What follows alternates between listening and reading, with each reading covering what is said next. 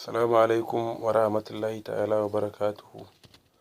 Wannan channel namu mai suna Honesty Media mun buɗe shi ne don mu dinga kawo muku abubuwa masu ilmantarwa, nishaɗantarwa da koyon kwamfuta a sauƙaƙe, da yadda za ka ƙirƙiri website da wayarka ta Android da labaran ƙwallo. Sannan muna sanar muku cewar wannan shafi zai yi aiki tuƙuru domin ya kawo muku abin da kuke so, domin mun buɗe shi ne da Hausa kuma za mu dinga yin komai da Hausa a cikin shi. Saboda haka al'umma da Allah ku yi mana subscribing, za mu dinga sa muku bidiyo masu amfani, za mu koyar da ku abubuwa kuma za ku amfana 100%.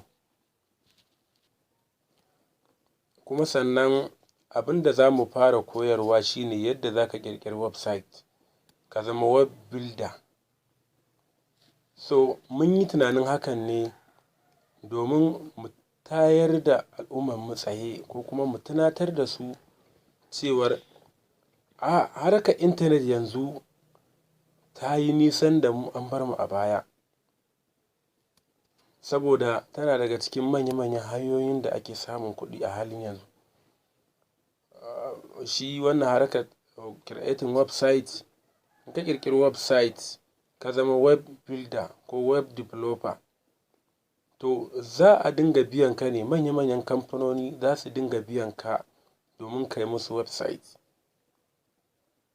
Ka ɗauki misali yanzu kamar BBC Hausa website, kamar BOA Hausa, duka yawwa. Ita harkar intanet da kuke gani tana kawo kuɗi sosai, amma mutanenmu yawanci ba su gane ta ba. So shi yasa muka yanke shawarar cewar ya kamata mu ƙara buɗe al'amarin, ya kasance al'ummarmu sun shigo cikin harkar intanet ɗin nan dumu-dumu. To saboda wasu lokutan wani yana son ya yi wani abun, to amma sakamakon cewar abun ba da yaren shi ba ne, to sai abun ya zo mai da tsauri.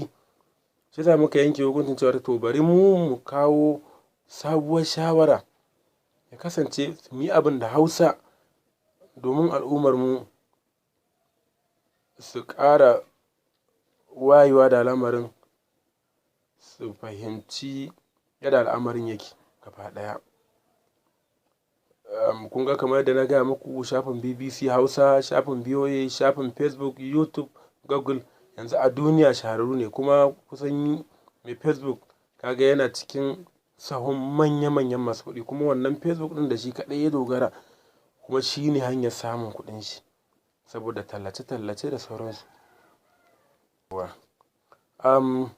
Kawai taimakon da muke nema daga gare ku masu kallo, da Allah ku yi mana subscribing, mu kuma za mu dinga ɗora bidiyoyi masu amfani wanda suka shafi harkar nishaɗantarwa, kamar su technology, koyon kwamfuta a sauƙaƙe, harkar highlighting na ƙwallo na Premier League